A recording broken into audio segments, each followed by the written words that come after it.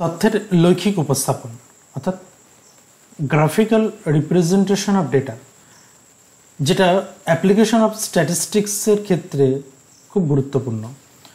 অর্থাৎ তথ্যের লৈখিক উপস্থাপনটা যে কোনো স্ট্যাটিস্টিক্সের পার্টের ক্ষেত্রে খুব গুরুত্বপূর্ণ একটা পার্ট। আমরা আজকের ক্লাসে দেখব যে অ্যাপ্লিকেশন অফ স্ট্যাটিস্টিক্স ফর সোশিওলজির ক্লাস 3 তথ্যের লৈখিক উপস্থাপন কি এবং তথ্যের লৈখিক উপস্থাপনের গুরুত্ব।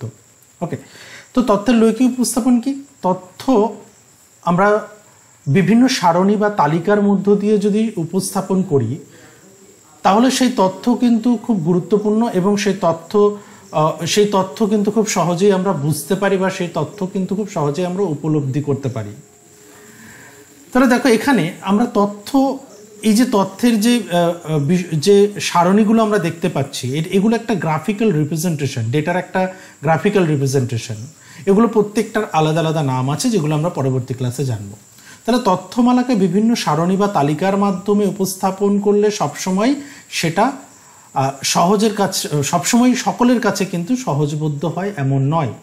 আবার তথ্যের পরিমাণ যদি বেশি হয় তাহলে সেই তথ্যের তাৎপর্য অনুধাবন করা কিন্তু একটু কষ্টসাধ্য হয়। তাহলে এমন তথ্যমালাকে যদি আমরা লেখ বা চিত্রের সাহায্যে প্রকাশ করি তাহলে সেটা খুব সহজেই উপলব্ধি করতে পারবে বা সহজেই প্রত্যেকটা ব্যক্তি উপলব্ধি করতে পারে বা তাদের বোধগম্য হয়, রাইট?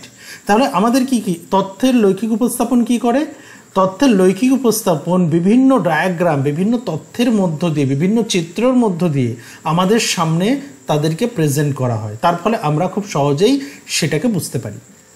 আর তথ্যসমূহকে এই ধরনের লেখচিত্রের সাহায্যে ব্যাখ্যা করার পদ্ধতিকেই বলি আমরা তথ্যের লৈখিক উপস্থাপন।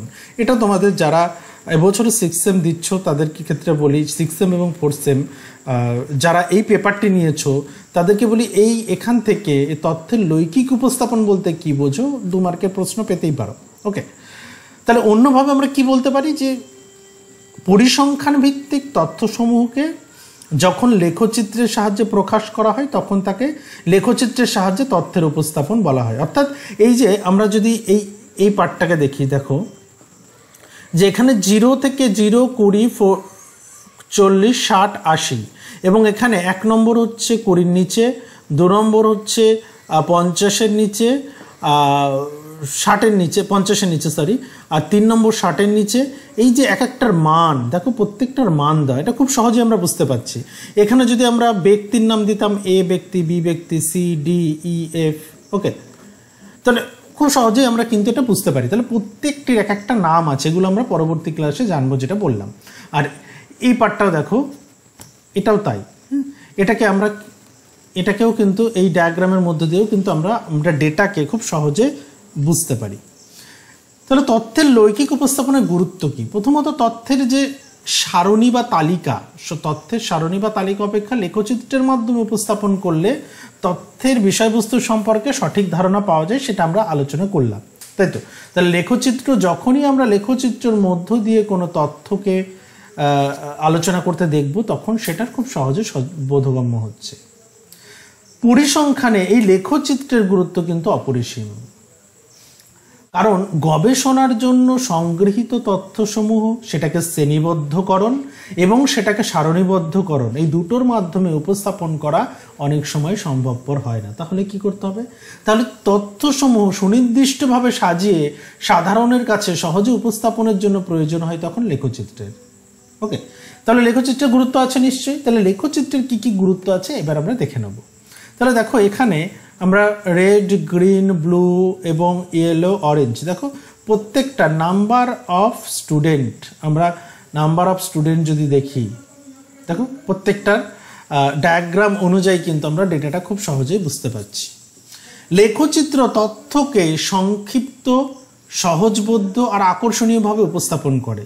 পরিসংখ্যানের যথার্থ জ্ঞান না থাকলে সারণী বা তালিকার মাধ্যমে তথ্যের সঠিক উপস্থাপন সম্ভব হয় না। দেখো পরিসংখ্যান সম্পর্কে যদি জ্ঞান না থাকে তাহলে সারণী বা তালিকার মাধ্যমে তথ্যের সঠিক উপস্থাপন সম্ভব হয় না। তখন কি করতে হবে?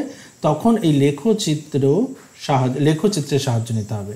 কিন্তু এই লেখচিত্র খুব সহজেই সমস্যার সমাধান ঘটায় এবং আমরা খুব সহজেই বুঝতে পারি। দেখবে খুব সহজে একটা মুভি, যে কোনো মুভির ঘটনাকে আমরা খুব সহজে ভুলি না। কেন?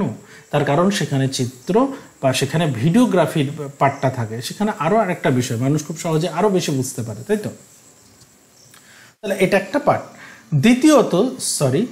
দ্বিতীয়ত লেখচিত্রের মাধ্যমে তথ্য সম্পর্কে চাক্ষুষ বিশ্লেষণ সহজ হয়। অর্থাৎ নিজে দেখে, দেখো এই যে ডেটাটা রয়েছে, এই ডেটাটা একটা যে কোনো ব্যক্তি দেখেই কিন্তু এটাকে অ্যানালিসিস করতে পারবে। তাহলে কোনো রকম গাণিতিক হিসাব নিকাশ করতে হয় না, একবার দেখলেই মোটামুটি একটা কনসেপশন তৈরি হয়ে যায়।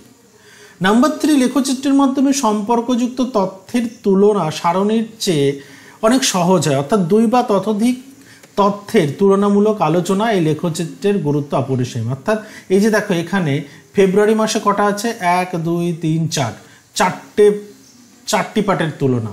ওকে, তারপর দেখো এখানে জুন মাসে কটা আছে, 4টি পার্টের তুলনা। কটা স্লাইড আছে, কটা আছে, 4টি। ঠিক আছে, 4টি শেড আছে। তাহলে বুঝতে পারছো খুব তুলনামূলক আলোচনা আমরা করতে পারি লেখচিত্রের মাধ্যমে। লেখচিত্রের মাধ্যমে আর কি করা যায়? এর মাধ্যমে তথ্য উপস্থাপনের ক্ষেত্রে সময় আর অর্থ উভয়ই সাশ্রয় হয়, কারণ এক্ষেত্রে অল্প সময়ের মধ্যে অত্যন্ত আকর্ষণীয়ভাবে তথ্য উপস্থাপন কিন্তু করা যায়। ওকে, পঞ্চম, লেখচিত্রের মাধ্যমে বহু সংখ্যক তথ্য ব্যবহার না করে অল্প সংখ্যক তথ্য উপস্থাপনের মাধ্যমে মূল বিষয় সহজে উপলব্ধি করা যায়। কারণ এর ফলে তথ্যের যে জটিলতা সেটা যেমন বর্জিত হয়, তেমনি এর সংক্ষিপ্তকরণও সহজ হয়। অর্থাৎ লেখচিত্র একই সঙ্গে কি করছে, যে অল্প সংখ্যক তথ্য উপস্থাপনের ক্ষেত্রেও এটা কিন্তু অনেকটা সুবিধা করে দিচ্ছে।